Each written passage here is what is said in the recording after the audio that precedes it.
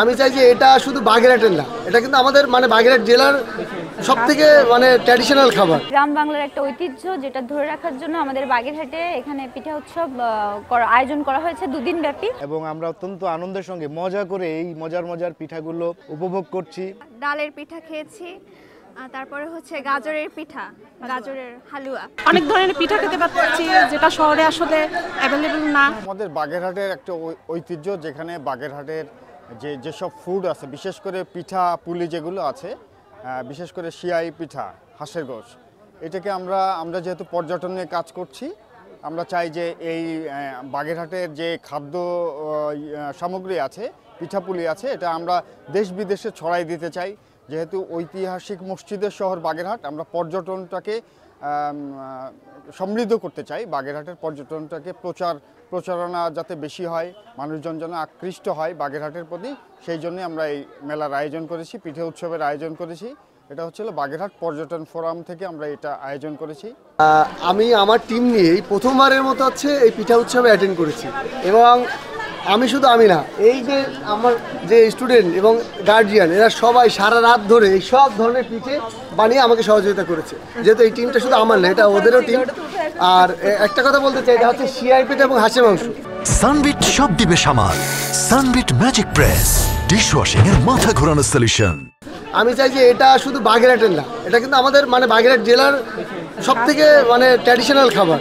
আমি চাই এটা সারা বিশ্বে এই খাবারটা ছড়িয়ে যায়। গ্রাম বাংলার একটা ঐতিহ্য যেটা ধরে রাখার জন্য আমাদের বাগেরহাটে এখানে পিঠা উৎসব আয়োজন করা হয়েছে 2 দিন ব্যাপী।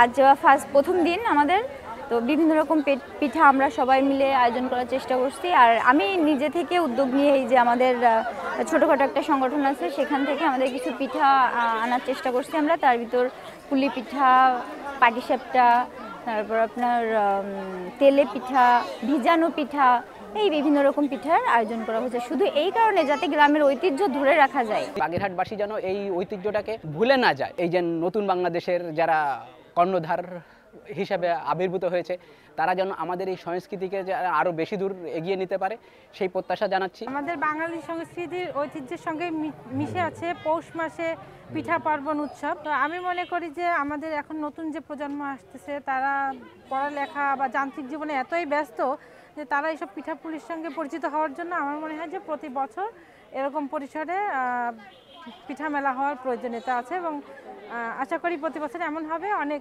ভালো আয়োজন হয়েছে। আমাদের যে গ্রামীণ ঐতিহ্য পিঠা, সেগুলোকে আমাদের বর্তমান প্রজন্মের সামনে তুলে ধরার একটা সুবর্ণ সুযোগ করে দিয়েছেন।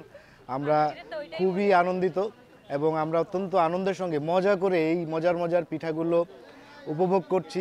পিঠা মেলাতে এলে আমরা এত পরিমাণে পিঠার খাওয়ার সুযোগ পাই, আর এটা তো আমাদের একটা ঐতিহ্য। মেয়েকে নিয়ে এসেছি, ভাইকে নিয়ে এসেছি, বোন নিয়ে এসছে, আনন্দ করছি। ডালের পিঠা খেয়েছি, তারপরে হচ্ছে গাজরের পিঠা, গাজরের হালুয়া, আর হচ্ছে 4 প্রকারের নকশি পিঠা। স্পেসিফিক কিছু পিঠা খাই, কিন্তু এখানে এসে তো আমরা অনেক ধরনের পিঠা খেতে পারি, আর এখানে অনেক ধরনের পিঠা আসে, সেজন্য এখানে এসে অবশ্যই বেশি ভালো লাগে। কি কি পিঠা দেখলেন, কি কি পিঠার সাথে পরিচিত হতে পেরেছেন?